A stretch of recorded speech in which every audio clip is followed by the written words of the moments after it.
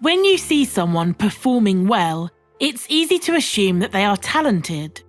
Whether it's an amazing singer, a fantastic dancer, an expert chef, a master metal welder, a great architect, an accomplished sportsperson. These people wow you with their skills, and if you aren't familiar with the category that they fall into, you may continue to believe that they got their current mind-blowing level by being naturally gifted. Now, this can sometimes be partly true. For example, you wouldn't become a vet or an animal trainer if you didn't like working with animals and have a knack for it. Likewise, you wouldn't become a soccer player if you didn't have some base level of skill and fitness. However, it's a common misconception that the people we see at the top of their game have got there purely on talent alone. The hidden truth behind people's success? Practice. If you think we're telling you something obvious, then please stick around and listen to what we have to say, because we feel that some of this information is overlooked by people because they don't really understand what it means to practice a skill. So, let's start with that. What does practice actually look like? Taking common things that we are taught to practice as a kid will show you just what a grey area the word practice creates. For example, being forced to learn to write in cursive handwriting. This still happens in a lot of schools throughout the world. Children are asked to repeatedly write out banks of word in cursive, and then they move on to copying sections of text in the same manner. They are marked on how neat the writing is, as well as if they form the letters in the correct way. This could be referred to as practicing your handwriting. In reality, it is repetition, repeating an action until you improve on it.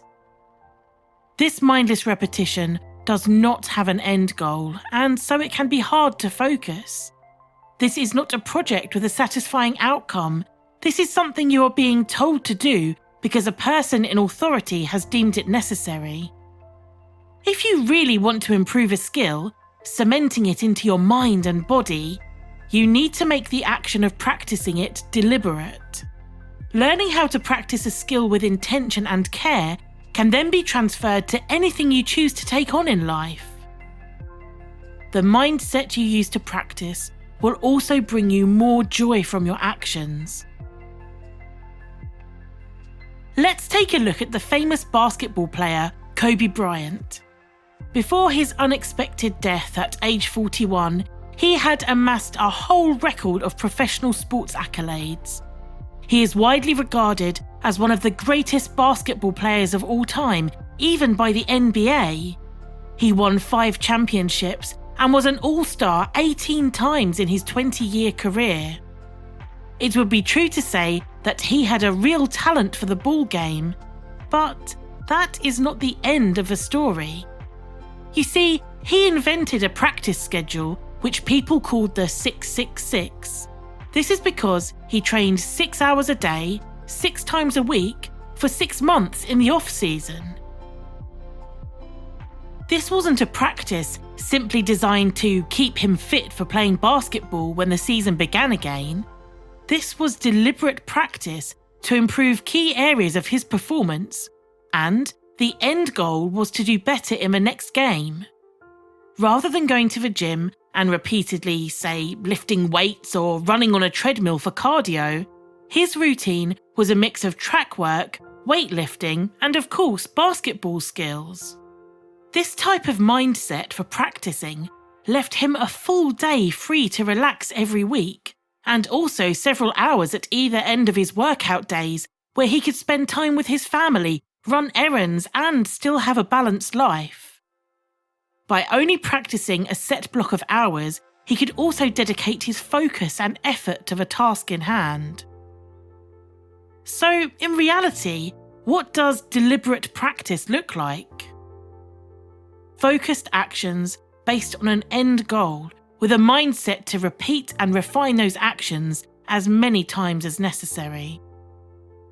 Don't just mindlessly repeat an action without understanding why you're doing it and being aware of every element.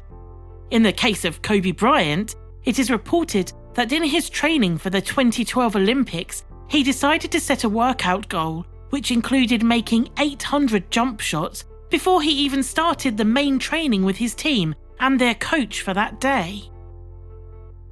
He had a timescale, a clear goal, and was doing something to improve his skills outside of what was expected of him. This is deliberate practice.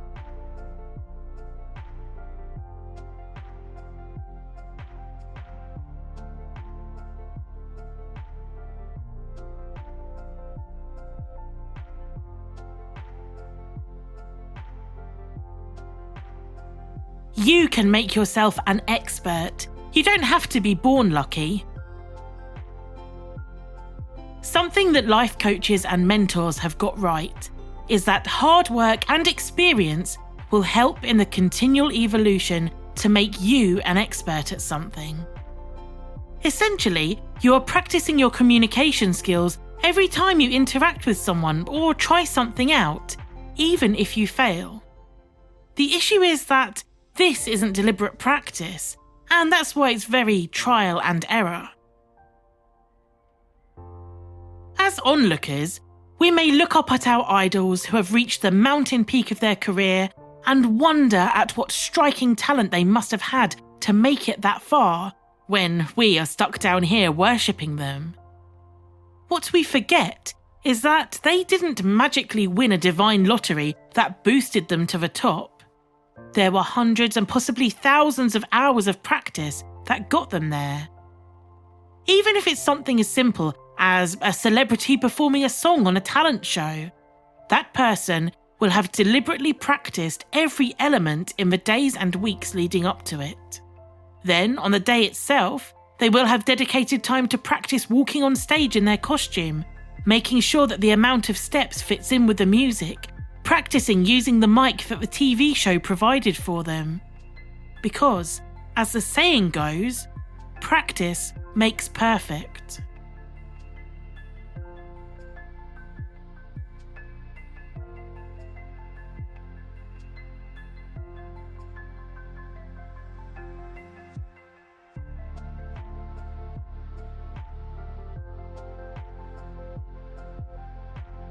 This oft-quoted saying from the world's most famous martial artist brings into view the idea that repeating an action 10,000 times or more will make you proficient at it.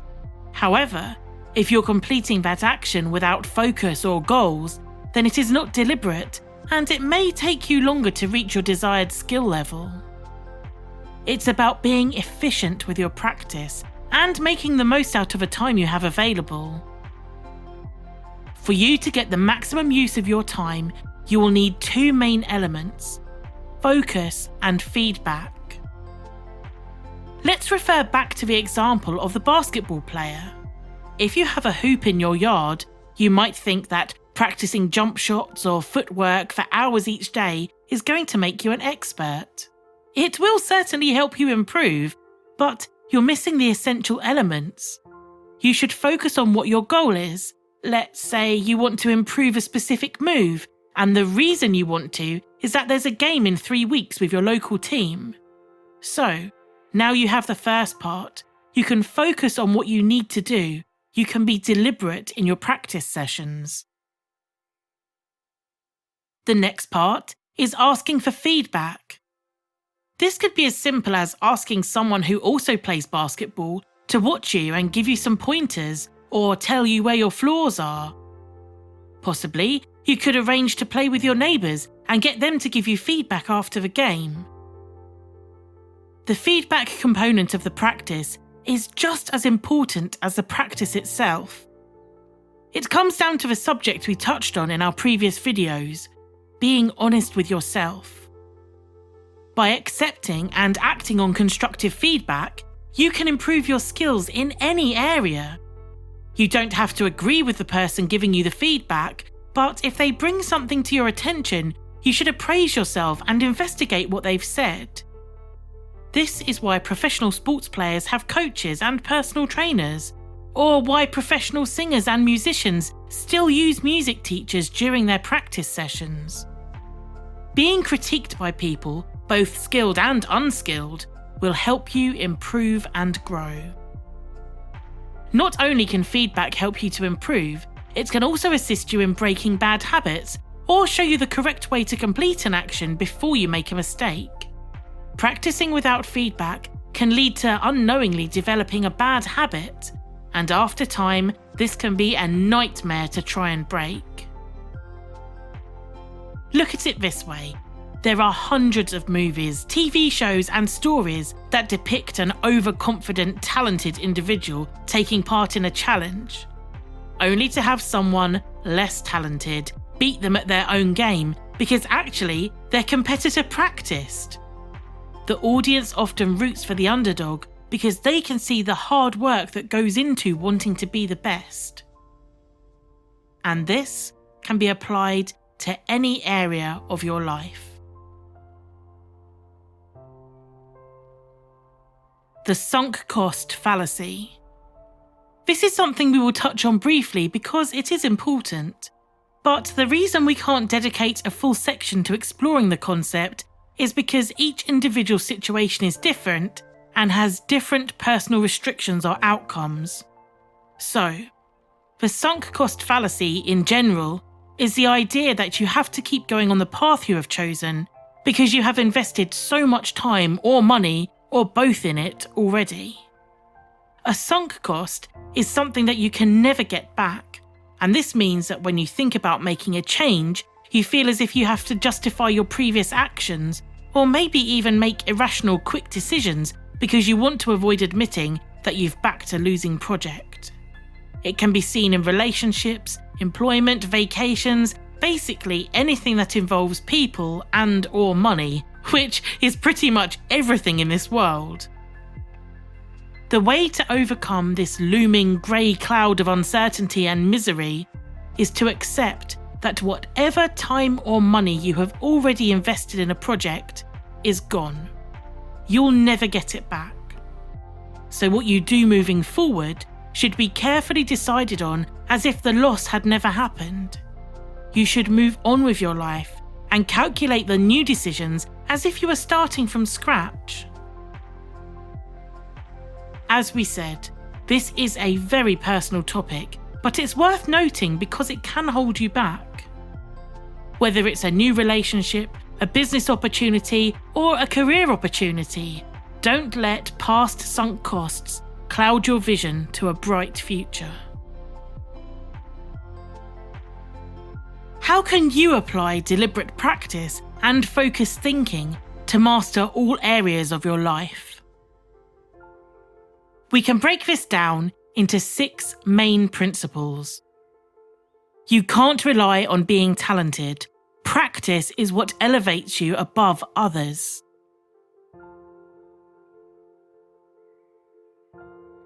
Amazing performance requires both hard work and repetition. Gradual exposure over time will strengthen your skills, so break down a task into smaller parts and practice each element before taking on the full-scale project.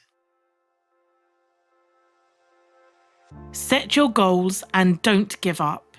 As we discussed earlier in the video, when you practice, you need to be doing this for a reason. You're less likely to give up if you have a goal. Starting to practice is better than avoiding it, even if it means just changing something small about your daily routine and building up to a bigger change. If you deliberately make the first change, you are on the right track. And F. F is for feedback. Get feedback in the moment and take on board the advice that is offered to you.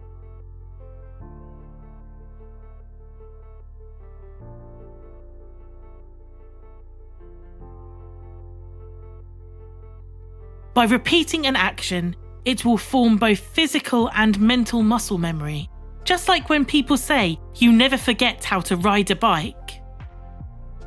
Next, you will need consistency. because that sustained exposure to a situation or a skill will turn it into a natural habit rather than just something you know and use sometimes.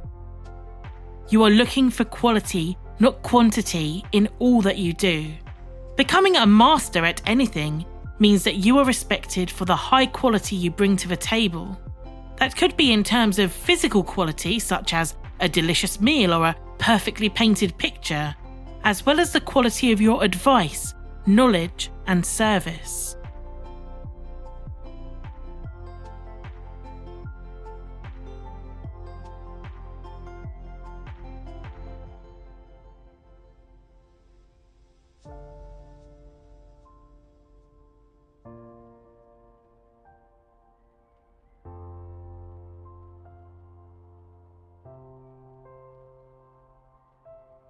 Josh is correct. If there's something you've been meaning to start, or maybe something you want to improve at and it's not progressing, take a sample of where you're at right now. Maybe a video of yourself, a sound recording, a drawing, or your stats from the gym. Then arrange 20 hours of consistent and deliberate practice across a time period. Next, take a sample of where you've got to. If you're following the steps in this video, focusing and deliberately practicing, you are sure to see a marked difference. And this formula is how you can master anything you choose to do.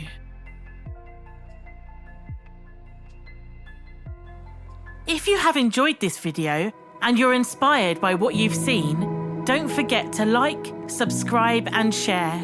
Let's change the world together.